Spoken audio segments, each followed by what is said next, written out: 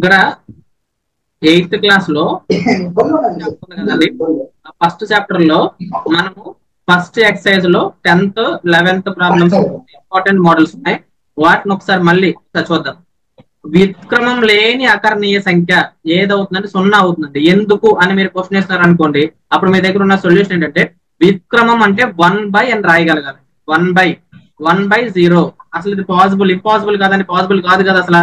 కాబట్టి విక్రమం లేనిది ఏమవుతుందంటే 0 అవుతుందండి. వాటికవే విక్రమాలుగా గల అకర్ణీయ సంఖ్యలు, అకర్ణీయ సంఖ్యలు. ఇప్పుడు 1 ఉందనుకోండి, దీన్ని 1/, రాసామనుకోండి, తిరిగి మళ్ళీ 1/1 అని రాస్తే తిరిగి మళ్ళీ 1 వస్తుంది. ఒకవేళ -1 ఉందనుకోండి, దీన్ని 1/-1 అని రాసామనుకోండి, తిరిగి మళ్ళీ -1 వస్తుంది. అంటే 1 మరియు -1 అనే ఈ రెండు సంఖ్యలు వాటికవే విక్రమాలు అవుతాయి. ఓకేనా. నెక్స్ట్, తన రుణాత్మకంతో సమానంగా గల అకర్ణీయ సంఖ్య అన్నాడండి. ఇప్పుడు రుణాత్మకం అనగానే మీకు నెగిటివ్ నెంబర్ అనమాట. ఇప్పుడు 1 ఉందనుకోండి, దాని రుణాత్మకం ఏమవుతుంది? -1 అవుతుంది.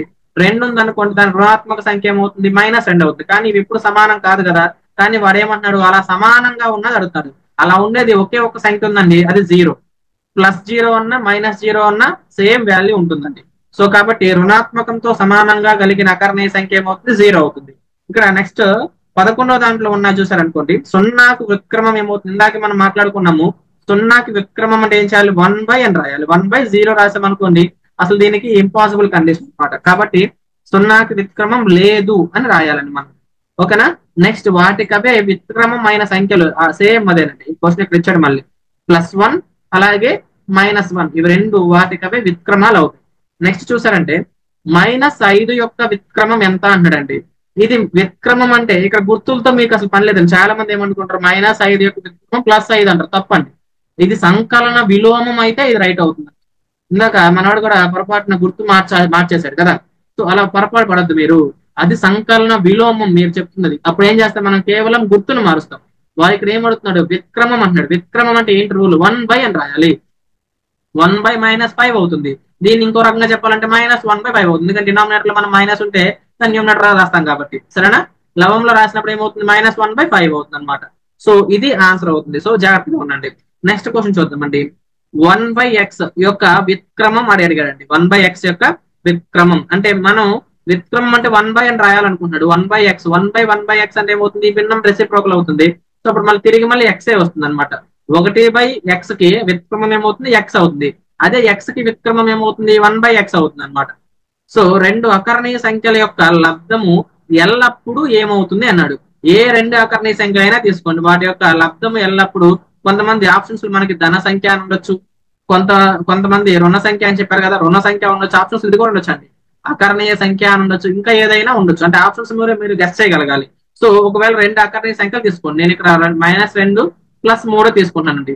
వాటి యొక్క లబ్ధం ఏమైంది? -6 అయింది. అంటే వాటి యొక్క లబ్ధము రుణ సంఖ్య అయింది. కాబట్టి మరి ఇది ఎల్లప్పుడూ అవుతుందా? ఒకవేళ 2 ప్లస్లు తీసుకుంటే ప్లస్ వస్తుంది, 2 మైనస్లు తీసుకున్నా కానీ ప్లస్ వస్తుంది. 1 ప్లస్ 1 మైనస్ తీసుకుంటే మైనస్ వస్తుంది. అంటే నెగిటివ్ నెంబర్ రావచ్చు లేదా పాజిటివ్ నెంబర్ రావచ్చు. కాబట్టి మనము ధన సంఖ్య అని చెప్పలేము, ఎల్లప్పుడూ రుణ సంఖ్య అని కూడా మనం చెప్పలేము. సో అంటే రెండు అకర్ణీయ సంఖ్యల యొక్క లబ్ధం ఎల్లప్పుడూ ఒక అకర్ణీయ సంఖ్య అవుతుంది అని మనం గుర్తించాల్సి ఉంటుంది. సో ఇలాంటి వాటిలో కొంచెం జాగ్రత్తగా ఉండండి. ధన అకర్ణీయ సంఖ్య యొక్క విక్రమం ఏమవుతుంది? రుణ సంఖ్య అవుతుందని తొందరలో చెప్పేసాడు మనడు కదా ఎవరో. సో కానీ రుణ సంఖ్య కాదు, ఇదేంటి ధన సంఖ్య అవుతుంది. కానీ అదేమవుతుంది? అకరణీయ సంఖ్య అవుతుంది, ధన అకరణీయ సంఖ్య అవుతుంది, ఒక రకంగా చెప్పాలంటే. సరేనా. సో ఇక్కడ మీరు ధన సంఖ్య ఇప్పుడు మీరు పెట్టొచ్చు, ఎందుకని ఇక్కడ ధన సంఖ్య అని ఇచ్చాడు కాబట్టి. ధన అకరణీయ సంఖ్య ఫర్ సపోజ్ 2 అనే ఎగ్జాంపుల్ గా నేను తీసుకున్నానండి. దీనికి విక్రమం ఏమవుతుంది? 1/2 అవుతుంది. ఇది ధన సంఖ్య కదా. ఓకేనా. సో ఇది ధన అకరణీయ సంఖ్య అవుతుంది. ఇలా ధన అకరణీయ సంఖ్య అని రాయొచ్చు, ధన సంఖ్య అని కూడా మనం రాయొచ్చు అనమాట. సో ఇది వీటి మధ్య ఉన్న వీటన్నిటికీ ఉన్న ఆన్సర్స్ అండి. వీటిలోంచి మాక్సిమం ఒకవేళ ఈ లెసన్ లోంచి కనుక వీటి వస్తే ఈ ఏరియాలోంచి క్రింది వాటిలో సరైన వాక్యాన్ని గుర్తించండి, సరికాని దాన్ని గుర్తించండి, ఈ 1, 2 మాత్రమే సరైనవి అనే స్టేట్మెంట్ రూపంలో డైరెక్ట్ గా అడగడానికి అవకాశం ఉంటుంది. కొంచెం జాగ్రత్తగా ప్రిపేర్ అవ్వాలి.